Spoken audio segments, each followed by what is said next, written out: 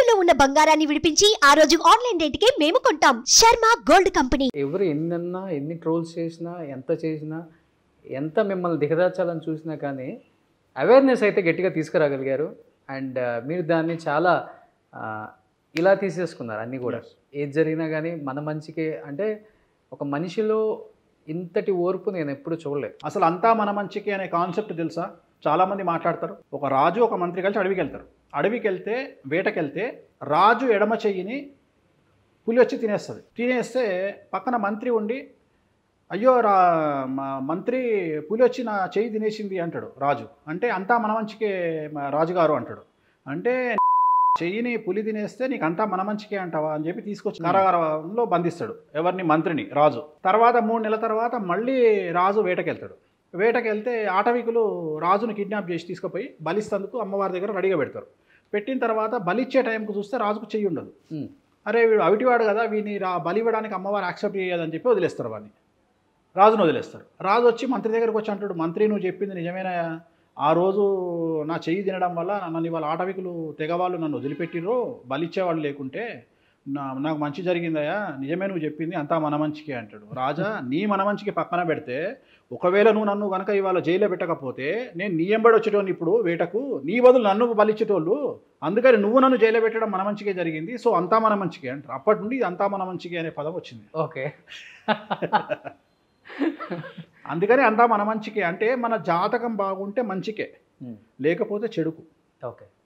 మన జాతకం బాగుంటే ఏది జరిగినా మంచిగా ఉంటుంది. ఇప్పుడు ఉదాహరణ, ఇప్పుడు తెలుగుదేశం గెలవడం వల్ల జగన్మోహన్ రెడ్డి వైసీపీ ఓడిపోవడం వల్ల వేణుస్వామికి చాలా మంచి జరిగింది. ఎలా జరిగింది అంటే ఒక 400 కోట్ల పబ్లిసిటీ వేణుస్వామికి ఫ్రీగా వచ్చింది. ఈ పబ్లిసిటీ నేను ఎంత ట్రై చేసినా నా జీవితంలో రాదు.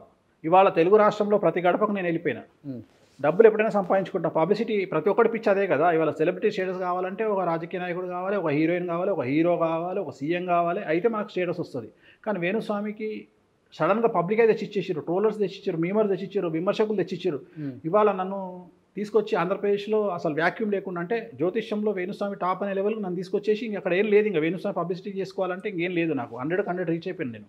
సో ఇప్పుడు నేను అందుకనే నేషనల్ వైడ్గా ఇంకా నేను హిందీలో ఇంగ్లీష్లో జాతకాలు చెప్పాలని ఫిక్స్ అయినా. అంటే ఈరోజు వేణుస్వామి గారి దగ్గరికి వస్తుంటే ఏదో ఒక స్టేట్ మినిస్టర్ని, సెంట్రల్ మినిస్టర్ దగ్గరికి వెళ్తున్నా ఉన్న ఫీలింగ్ ఉంది నాకు. ఎందుకంటే బయట ఏంటి దాదాపు 5-6 గన్మెన్స్ ఉన్నారు. అంటే ఎందువల్ల? అంటే ఈ మధ్య పెంచుకున్నారా? ఈ మధ్యన సెక్యూరిటీ రీజనా?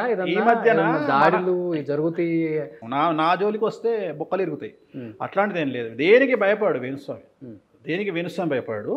బట్ ఏంటంటే విఐపీస్ నాకు తెలిసిన వాళ్ళు ఏంటంటే పెట్టుకోండి స్వామి గారు అని పంపించిన వాళ్ళు, సెక్యూరిటీ వాళ్ళే ప్రతిరోజు వాళ్ళే వస్తారు. ఒక 5-6 ఉంటారు నా ఎంబడి. మార్నింగ్ ఇంటి దగ్గరకు వస్తారు, నేను ఆఫీస్ నుండి మళ్ళీ ఇంటికి వెళ్ళే వరకు నాతో పాటే ఉంటారు ఒక 5-6. యాక్చువల్గా గన్మెన్లను పెడతా అంటే గన్మెన్లు వద్దులండి, సెక్యూరిటీ ఉంచండి. గన్మెన్లు ఎందుకు, గన్మెన్లు నేరీ ఎక్స్ట్రా అవుతుంది, ఓవర్ యాక్టింగ్ చేసినట్టు అవుతుంది, అవసరం వచ్చినప్పుడు చూద్దామంటే ఇప్పుడు సెక్యూరిటీ ఒక 5-6 ఉంటారు మన దగ్గర. ఇంకా వాళ్ళు కంటిన్యూగా సెక్యూరిటీ ఎక్కడికి వెళ్ళినా నాతో పాటే ఉంటారు. ఒక కార్లో వాళ్ళు, ఒక కార్లో నేను. కాన్వాయ్ ఏం లేదు, ఒక కార్ వాళ్ళది, ఒక కార్ నాదే. ఇంకా 2 కార్లే. సెక్యూరిటీ పెద్ద విషయం మళ్ళీ. సో ఇప్పుడు ఏదైనా టైట్ సెక్యూరిటీలో ఉన్నారు. అవును, కష్టం. ఒక 5-6 సెక్యూరిటీ అయితే ఒక 5-6 ఉన్నారు ఇప్పుడు ప్రజెంట్. ఇంటి దగ్గర పొద్దున్నే వస్తారు, వచ్చి మనతోనే ఉంటారు, ఇంటి దగ్గర ఉంటారు, మన దగ్గర ఉంటారు. ఒకవేళ నేను ఇక్కడ ఉంటే ఇక్కడ ఉంటారు, ఇంటి దగ్గర ఉంటే ఇంటి దగ్గర ఉంటారు. నేను ఎక్కడికి వచ్చినా నాతో పాటే ఉంటారు. ఇండియాలో ఎక్కడ తిరిగినా నాతో పాటే ఉంటారు. ఓకే. సో ఫ్రీ యాక్సెస్ ఉందా మన అనుకునే వాళ్ళకి? అందరికీ, ఎవరికైనా ఫ్రీ, సామాన్యులకు కూడా ఫ్రీ యాక్సెస్ ఉంది. సెక్యూరిటీకి దీనికి సంబంధం లేదు. సెక్యూరిటీ అనేది ఉంటారు అంతే. అది ఎవరో నా మీద ప్రేమతో పెద్దవాళ్ళు పంపించిన మనుషులు, నా మీద నమ్మకంతో నేను చేసిన పూజల ఫలితంగా బాగుపడ్డ వాళ్ళు, గురువుగారు పెట్టుకోండి, గురువుగారు నష్టమేమో మేము పంపిస్తున్నాం కదా అంటే సరే మీ ఇష్టం పంపించండి అంటే వచ్చిన వాళ్ళు రోజు ఉంటారు. వాళ్లకు మన దగ్గరకు వచ్చే వాళ్ళకు డిస్టర్బెన్స్. మీరు వచ్చారు, మీకు ఏమైనా అయిందా? మీ జోలికి మిమ్మల్ని అడిగారా, కనీసం క్వశ్చన్ చేశారా? లేదు. ఫోటోలు దిగారు. మరి మీరు కూడా స్టారే కదా, సెలబ్రిటీ కదా, మీతో ఫోటోలు దిగారు అంతే. అంతకంటే ఏం చేస్తారు? ఎవరన్నా హీరోయిన్ వచ్చింది అనుకోండి ఫోటోలు దిగుతారు, ఎమ్మెల్యే వచ్చింది అనుకోండి ఫోటోలు దిగుతారు. అంతకంటే వాళ్ళు చేసేది ఏముంటుంది? ఏం చేయరు, మనిషిని చూస్తారు, తేడా వస్తే పట్టుకుంటారు అంతే. సుమన్ టీవీలో మీ పర్సనల్ అండ్ బిజినెస్ ప్రమోషన్స్ కోసం కింది నెంబర్కి కాంటాక్ట్ చేయండి.